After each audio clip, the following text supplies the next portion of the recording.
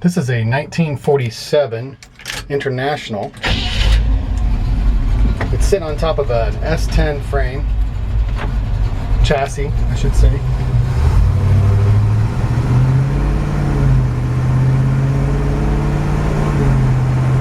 Transmission shifts perfectly.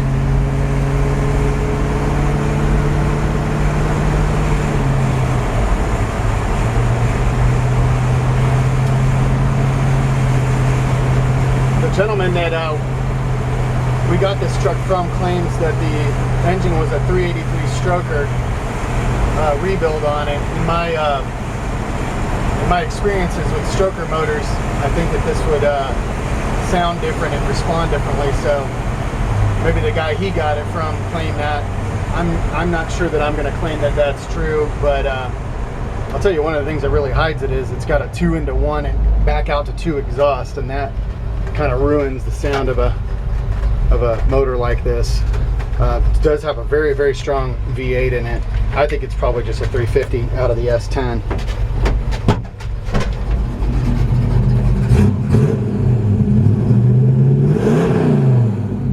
Got a great sound to it.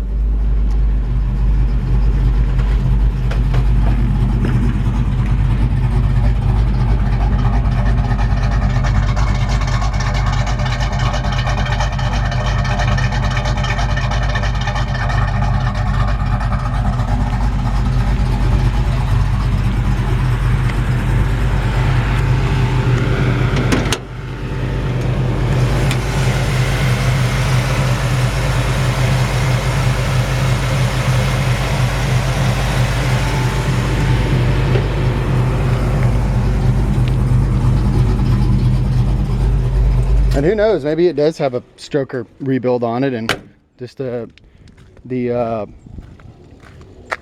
that the exhaust is just kind of restricting it a little bit. It's got it's got shorty headers on it.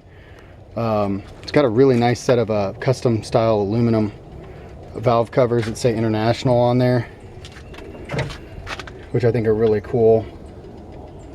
Of course, it's got an Edelbrock carburetor and intake. It's got the original International VIN tag there, which is really sweet. Aluminum radiator, so this thing's never overheating. Let's kind of double check this. All right, latch down there. A lot of things that I love about this truck. Actually, this is my first International, so I'm still learning about these. Like I said, this is a 47. This is the short bed, the smallest truck that International made. Of course, you've got all the goodies of an S10 chassis, like independent suspension and disc brakes. The options there, you know, very easily to put the power steering on. But it actually steers. You wouldn't even know that it didn't have power steering. It steers really, really easily and smoothly. So of course somebody's custom done this, bumper deletes, and built the exhaust into the bumper. Overall, the body is very straight. It's not show quality straight, ready for a show quality paint job or anything, but I think the value in this truck is, honestly, it's ready to go as is. It's a really good looking driver. The paint is kind of a mystic blue, and they put a paint similar to this on the like mid-90s Mustangs. When you walk around it, it's blue, it's got a metallic in it, and then it's almost got like it turns green and purple too, but primarily it's this blue color that's so obvious. And I'm hoping that with the camera walk around, you're really getting to see that color change, and it just changes ever so slightly. It's an amateur quality, driver quality paint job. It looks good. Even I'm standing right now with the camera 10, 12 feet away, and it's a good looking truck. You know, this is a truck you see across the parking lot and think was really, really sharp. Get up on it and realize, oh, it's not a bad looking driver. I haven't found any rust in the truck at all, and that's really good. Let me take a look at the inside. There's a few spots as I'm walking around, a little imperfection here, a couple of little imperfections, some places where you can tell they use some skin coat and Bondo, but I wouldn't call this a Bondo bucket. You know, this truck seems to be all steel, all original steel. The doors are in great shape. There's no rust at the bottoms of the doors, are really clean. The interior needs to be reupholstered, the seats do, and a headliner needs to be installed if you want it to be finished off inside. Of course, somebody mounted a tachometer on the dash, which I'm not crazy about. But so I personally probably would take that off, but I thought I'd leave it. One thing that's really cool is that the crank out window works. And of course it takes a little, especially since I'm holding a camera, it takes a little work to do with one hand, but it does work. And it's got dual windshield wiper motors, and those both work. So I love this right here. The crank out window is just what sets this apart to me from like the Chevy, 47 Chevy. Floor pan, all good and solid. Of course, you can't lift up the carpet because it's all screwed down, but of course, and you can see that this is the S10 steering wheel. It's got a VDO billet gauges in it. They all work perfectly. And then this kind of long shaft shifter, which is a cool thing to do. It's actually got some speakers built into the kick panels, but the stereo was taken out of the glove box. One thing I appreciate is that at least they didn't cut the dash there, but I mean, I guess if you wanted to put a CD there, I like to hide them in the glove box, and that way you kind of retain more of an original look on the inside.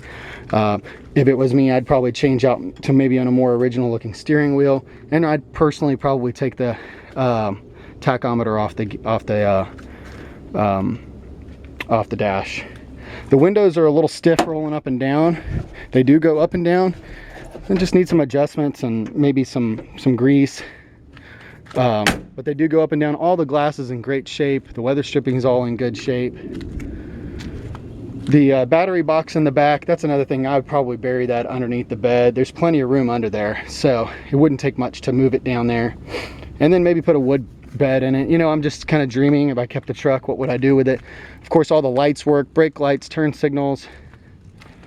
It's got a really nice set of aluminum wheels on it. They need to be cleaned up. It's got good tread on the tires, BFGs on the back. They look almost brand new. Front ones, I'd probably put some BFGs on the front eventually, but the front ones have good enough tread to continue to drive the truck around.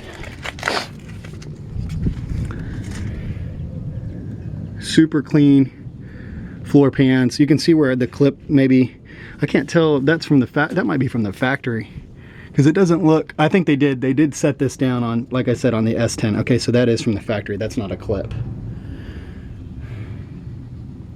I'm always trying to show that because people are always asking how'd they do on the clip, but it doesn't look like they put a clip on it. It looks like they set the whole truck down on an S10 chassis, which I like better. So super clean floor pans, as you can see. Inside the fender wells, there's a couple of spots where there was a little bit of rust here. Looks like it's got some POR 15 on it.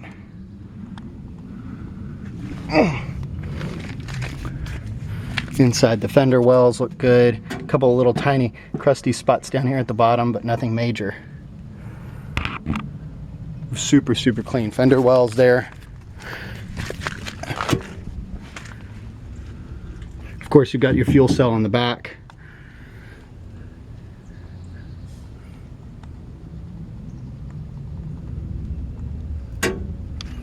Once this truck warms up, I'll tell you, it does boogie. It may indeed be a stroked out motor.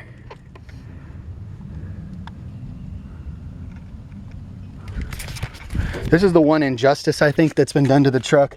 The 2-into-1 exhaust. You can see that they've run a nice fat 2.5-inch pipe back into a plain old exhaust pipe and then back out dual again. I don't like that. If it was me, I'd run it straight back true duals and put some Flowmasters on it, and it'd sound like a whole nother truck. It would sound really nasty. This is nice too. The auxiliary transmission cooler that's back here. This is a really nice addition. It's the right way to do it. Well, there you have it. 1947 International.